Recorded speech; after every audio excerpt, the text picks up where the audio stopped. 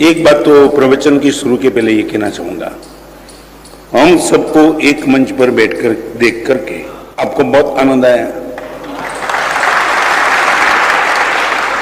बस मैं इतना कहूंगा, हम सबको एक मंच पर बैठकर के जो आनंद आता है, आप सब जिस दिन एक मंच हो जाएंगे उस दिन हमको आनंद आएगा।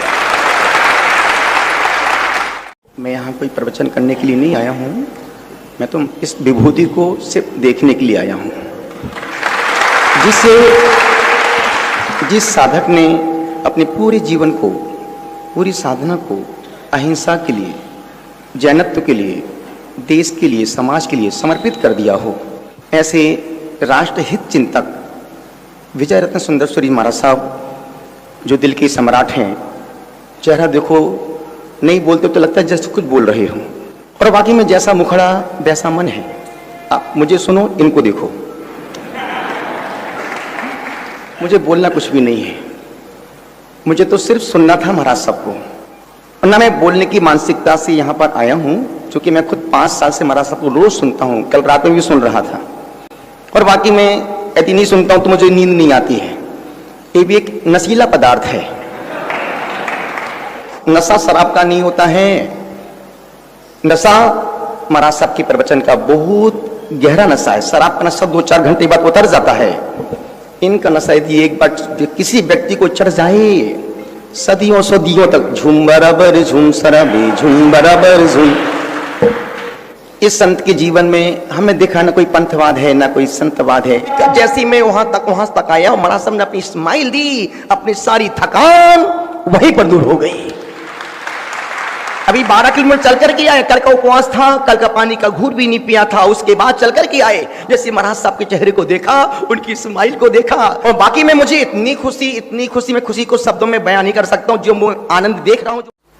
आपने जो भी कहा मेरे लिए, कभी किसी जगह मुझे अच्छा दिखाई पड़ता है, मेरी अच्छी दृष्टि है इसलिए दिखाई पड़ता है। आपकी ये दृष्टि, आपका ये प्यार, मुझे भी कितने दिनों से जब पता चला कि आप यहां आ रहे तो मेरे मन में भी एक आनंद इतना था। मैं एक बात बताना चाहता हूं, महावीर जी कर्जा लेकर के दान कर सकते, मगर कर्जा लेकर तप नहीं कर सकते ना। वो तो जब करे तब पता चले कि तप शब्द सरल है, करते हैं तब पता चलता है। और ये प्रकृष्ट तप, परमात्मा के शासन का ये तप, मुनि जीवन की चर्या के साथ हम सब आपके तप के प्रति नतमस्तक हैं। 5 अंगुली, और सबसे बड़ी बात तो वो है, अंगुली जब तक अकेली है तब तक कमजोर है, वो जब इकट्ठी होती है मुट्ठी बनकर ताकत बन जाती है। कई क्षेत्र में अलग अलग हमारी धर्म क्रिया है, चाहे पूजा की विधि हो, चाहे प्रतिक्रमण की विधि हो, विषमता है।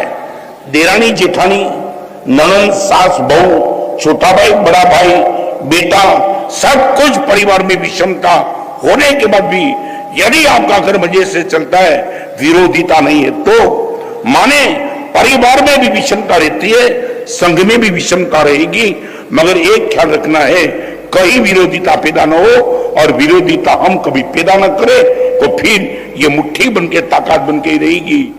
मैं आपसे भी कहना चाहूंगा, आपके पास एडवांस टेक्नोलॉजी है, हजारों लाखों आपके ग्रुप है, बबाल के व्हाट्सएप तो तुमने बोझ भेजे, ये संगठन का व्हाट्सएप भेज दे देना।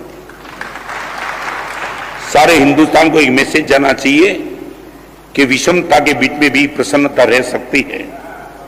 प्रसन्नता रह सकती क्या है, विषमता के बीच में भी प्रसन्न सागर बैठे रहते हैं।